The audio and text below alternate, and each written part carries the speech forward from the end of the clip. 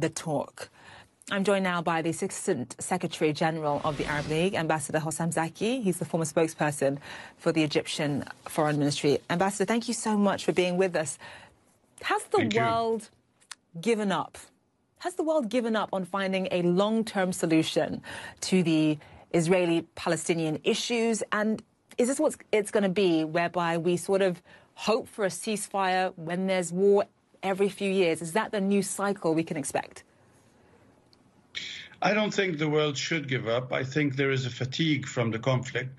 And I think it's been deliberate by the Israeli side to drive the world to this type of fatigue because it serves the purpose of Israel of not resolving the conflict, of avoiding the two-state solution.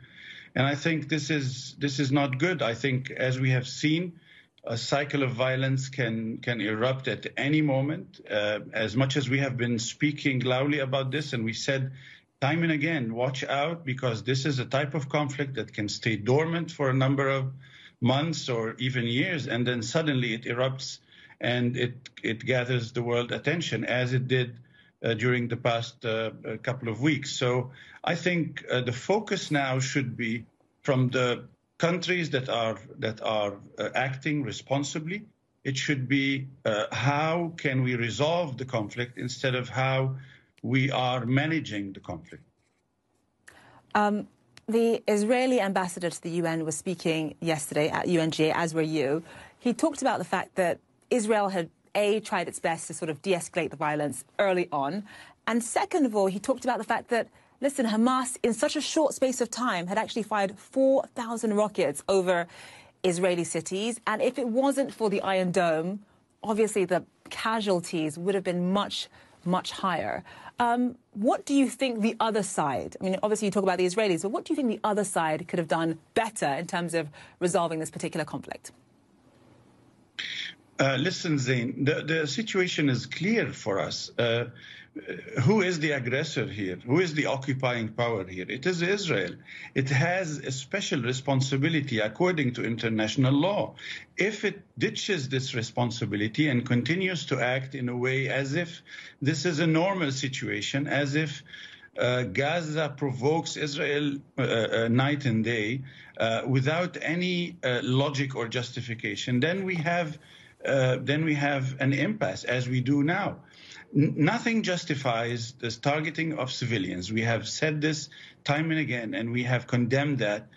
Nothing justifies terrorism or acts of this sort. But then again, nothing should justify occupation, and nothing should justify the way the Israelis have been acting, and especially in Jerusalem, the center of the flashes that we have seen recently. We should be careful about this narrative. The narrative should not start with, yes, Hamas is provoking us and we are responding. It's not about that. It's about occupation and how we should all work to end it. End it in a way that is acceptable to the international community, which is the two-state solution. Unfortunately, the Israeli side, the Israeli government is not convinced of the two-state solution, and it is working to avoid it.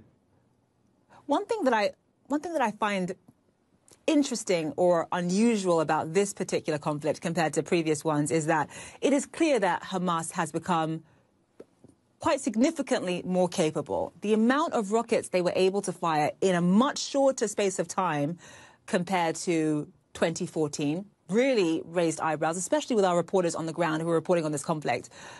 Despite that, though, a ceasefire was arranged relatively quickly. This conflict ended within 11 days. That is far more shorter compared to 2014 when the conflict lasted 7 weeks. Why do you think that is? Well, according to my own personal experience, I was part of such efforts over 11 years ago. Such a situation happens when both sides are really at the end of their capabilities, end of their targets. They have nothing more to achieve. They vented out their anger, so to speak, or revenge, so to speak. And then it comes to a point where you are forced to think of how the civilian population is reacting, how the international community is reacting. And in this case, I think what happened was, through the good efforts of countries like Egypt, like Jordan, Qatar, others, of course, the United States has pitched in at the end in a very important way, I think. I think all these things have resolved this phase of the conflict. And again, I keep referring to this as this phase of the conflict, this round of the conflict. And again, we should not focus only on such rounds, as important as they are, and as human suffering is tremendous as it is. But this is not the right way to end this conflict once and for all. Yes, Ambassador, everybody, I think both sides agree that, there needs to be a much longer, bigger picture solution, obviously, just a ceasefire every few years. Ambassador Hossam Zaki, thank you so much. We'll be right back. Thank you. Thank you.